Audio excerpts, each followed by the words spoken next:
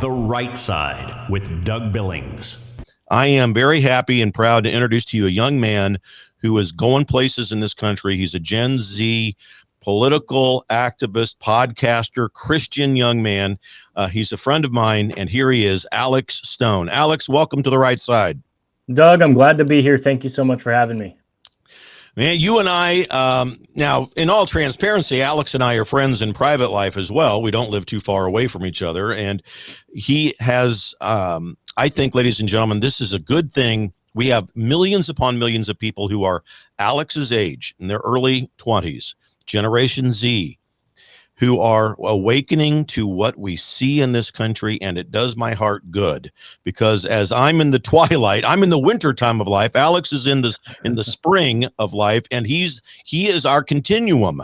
He and his other Generation Zers are the continuum of the American Republic. And Alex, I think that you're doing great work. Tell me if I'm wrong. I mean, you're right. You belong to a group that is really waking up to the gospel, to the divine providence of God, to the original intent of the founders and what America really means. Well, Doug, you're not wrong. You're not wrong at all. People are indeed waking up to the gospel first and foremost, most importantly, but also to what this republic means and the fact that we have to keep this republic and save this republic from what you call the communist socialists. They are no longer the Democratic Party. The reality is that the Democrats are really honestly trying to implement social cultural Marxism into the United States of America. Just look at New York City. Look at what is happening in Minneapolis. They are coming directly for the heart and soul of the United States of America with their communistic ideologies, their Marxist ideologies, and it is up to us as Christians, as conservatives, to stop it. And I believe that my generation is waking up and working tirelessly to stop that very thing from happening. And what started this within you, Alex? You knew Charlie Kirk. He's on your show. You've met him a couple of times in person. What started this? Was it Charlie? Was it something else? Why are you now on this mission, this calling from God to wake up people to the gospel and to the value of conservatism? Well, I made the most important decision of my life. April 6, 2018, gave my life to Christ, became a new creation. And after that, I had a really just deep burning desire to go and tell people about Jesus, to tell people about the gospel, and tell people that they can be saved and they can be changed in the same way that Jesus changed and saved my life. Okay, so that was April 6, 2018. And then after that, in 2019, the summer of 2019, I started a Facebook page to share the gospel, started a podcast to go with it. About 1 month later, the show went about 7 episodes, then I stopped because it wasn't really my thing. But then when COVID-19 hit, I was bored, had nothing to do with my life, was doing homework in high school, and then got done and had nothing to do because I was locked in my home. And so I said, you know what, I'm going to start a podcast, and I'm going to give people the hope of the gospel in the form of audio on podcasts. And so I started it, talked about Jesus only, and then I began to get really, politically active, I would say, started paying attention and had guest after guest on talking about politics, started going to the Clay Clark Reawaken America tour. That's where we met. And now here I am today, 5 or 6 years later, continuing with my show, traveling across the United States, speaking at different events. I'm going to Mississippi to speak at the University of Mississippi on Thursday. And then after that, traveling to Texas to speak at His Glory Ranch Revival. And so really, Doug, my mission is to spread the light of the gospel into every aspect of life, including the things that most Christians do not like to discuss, such as politics. Been doing it for about 6 years, and it is the best thing that I could have ever imagined. I never thought I would be here doing what I am doing today, but it is one of the great joys of my life, being able to tell people about Jesus, wake people up to the gospel and to what this republic really means and is really for. Now, it's my contention that there are millions of people like you and your age group who believe everything that you just said, but there's just very few of them who have the guts to come out and say it out loud. And so that's part of the reawakening that I see that needs to happen. And Yes. in bit by bit, slowly but surely, there are more and more of your demographic, your age group, coming out, and I see men, especially your aged men, who want now a traditional family, the not marriage and kids, and to live that part of the American dream. It really is something to see. You're absolutely correct, Doug. And I think part of that, I think a large majority of that is because of Charlie Kirk and his influence on my generation. I mean, he started Turning Point USA when he was about 18 years old, and it grew to be a massive political powerhouse that won, of course, President Trump the election, but is also waking up the younger generation. I think that's why so many young people are involved. And I think his assassination has only fast-tracked that by about 1,000 or 2,000 times faster than the trajectory that it was already on. I think Charlie Kirk's life and legacy, of course, will be remembered for his faith, which is what he wanted to be remembered for. But it is going to continue because of the influence that he had on young people such as myself and many others that I know as well. You know, Alex, I also see this on Sunday when I go to church. As a Catholic, when I go to Mass, I see more and more young people dressing. I do notice it, dressing more conservatively and enjoying the rituals of the faith and taking part in them with humility and with a real sense of reverence. I just see it. I see more and more of it. It just makes me feel good. So you've done a great, I think what you're doing, blending politics with faith. Now, I wish that we would see more discussion from the pulpit with regards to what's really going on.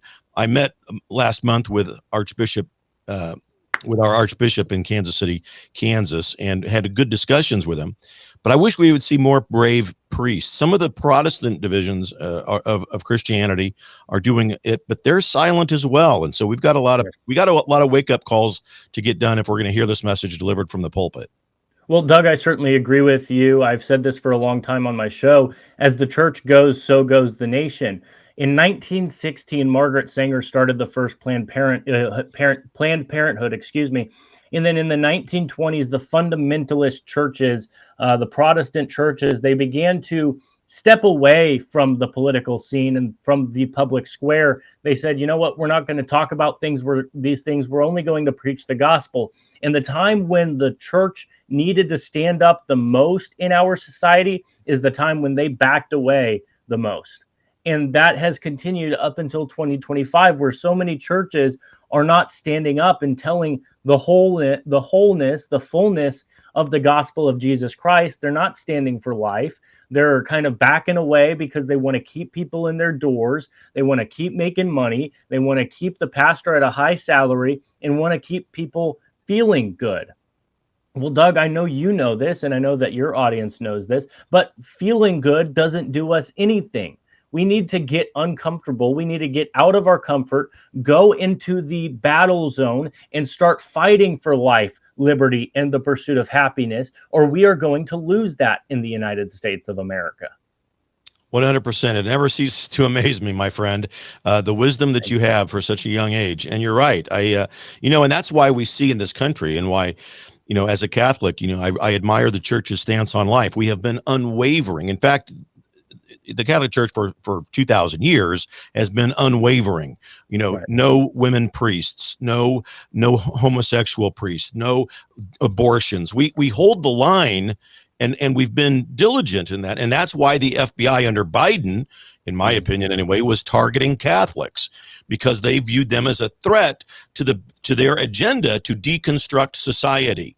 And when you start to deconstruct society, you've got to get rid of God, which is what the Democrats have done, and get rid of any institution that stands in the way of the people either knowing the truth or becoming dependent upon the government. And the great tragedy about that is that Joe Biden claims to be a Catholic. Joe Biden's not a Catholic. He is a total poser. Yeah. Same with Nancy Pelosi or all of these other Democrats in Congress or in the U.S. Senate that are claiming to be Catholics. You are not a Catholic. You do not know the gospel. You do not understand the gospel. You are a total liar, a fraud, and a loser, and you are trying to deceive people with your fake religion. And, I find that so interesting. if you're familiar with the Frankfurt School in Germany, okay, Oh yeah. they have like 12 or 13 points to try to undermine and subvert Western society. And these people, they have missionaries and they have a gospel, but these missionaries are perverted and their gospel is perverted. And one of their points that they try to do is to empty the churches for the purpose of secular humanization. For the purpose of secular humanization. They want the United States of America to become a secular society that is approving of sin. I talk about Romans chapter 1 all the time on my show, and the reason I do so is because Romans chapter 1 is on full display for all of us to see, Doug. I went to the No Kings protest 1.0. I went to the No Kings protest 2.0. I've been to LGBTQ pride parades to kind of film content and see what's going on. First of all, there's a lot of children there. They're trying to subvert and pervert children, make them sexual beings, which was something that Margaret Sanger and her buddies did all the time after they started Planned Parenthood. But not only that, they have people from the, what's it called? The Catholic group, nuns. I don't remember what it's called off the top of my head. Whack job, the whack job transvestite. They're not real nuns, but yes. No, I know. Sisters of perpetual indulgence. It's disgusting. It's disturbing. It's a perversion of the Christian faith, and that is only a glimpse of what they want to do to the rest of the United States of America. And so my calling for everybody who's listening to this is stand up and stand in the gap. The book of Ezekiel talks about this very clearly, that God was looking for somebody to stand on the gap on his behalf, or else he would destroy the land of Jerusalem. And that is exactly what he did. He looked for someone. He was trying to find someone to stand in the gap for righteousness, but he found no one. So he wiped out Jerusalem. Let that not be the United States of America today. Let God look upon the United States of America and find not just one, not just 1,000, not just 100,000, not just 1,000,000, but hundreds of millions of people, of Christians, of patriots who are willing to stand for the truth of the gospel, for the truth of what really matters in this life, which it's not left and right, it's not Republican and Democrat, it is eternity in heaven and it's eternity in hell. That is what we are called to stand for. And I know for a fact that the left is not willing to stand for that. They are willing to oppose that with everything that they have in their lungs. I was just on a show yesterday with a good buddy of mine. His name is Mark Messina. He and I do a show called the XZ Report. And something that I mentioned is that if they're willing to celebrate the assassination of Charlie Kirk, they're willing to celebrate the assassination of you and I. It's time Alex, that we where stand can up and people stand find against you? that. We're out of time. We could go keep on going, but where can we find you? Find me on Rumble and YouTube. Search up The Alex Stone Show. Also follow me on X at StoneJAlex. Thank you, Doug, for having me on. Put that up on the screen for you, Alex. You bet. Right Side with Doug Billings.